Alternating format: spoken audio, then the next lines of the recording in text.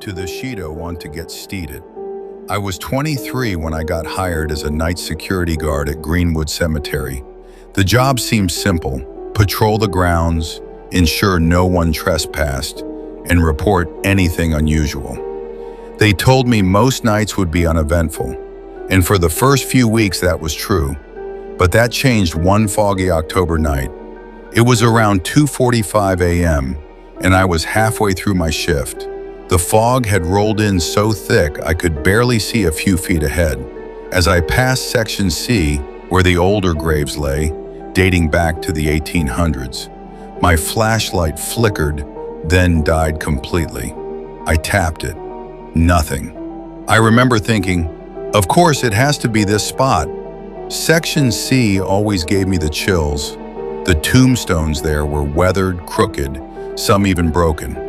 No visitors ever came here, not even in daylight. I turned to head back to the main office to grab a spare flashlight. That's when I heard it, a whisper, clear right beside my ear. I spun around, heart thudding, but there was no one. Only gravestones stretching endlessly into the mist.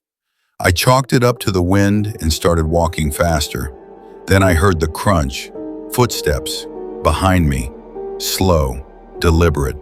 I stopped. They stopped. I turned around again.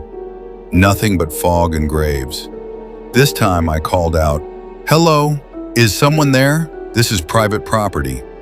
No response. Then, a child's giggle. Light, airy, but unnatural, like it was being played on a broken record. I froze. Suddenly my radio crackled to life. Static, then a voice, faint, trembling. "Help, Section C, trapped." I replied, "Who is this?" Silence. I reported the voice to the control room. They said no one else was on duty. No one was assigned to patrol with me. They checked the CCTV, but the feed from Section C had gone dark. Just static. I felt a coldness around me, like the temperature dropped 20 degrees in a second. My breath came out in clouds. I turned to leave, but a movement caught my eye. A figure, near a large stone angel statue. It was a woman, pale, wearing a tattered white dress. Her head was tilted, her hair covering her face. She stood motionless. I shouted, "Ma'am, you need to leave." She slowly raised her arm and pointed behind me. I turned around, nothing. When I looked back, she was gone. I didn't wait. I ran, back to the main office, locked the door, and sat with the lights on until sunrise. The next day I quit.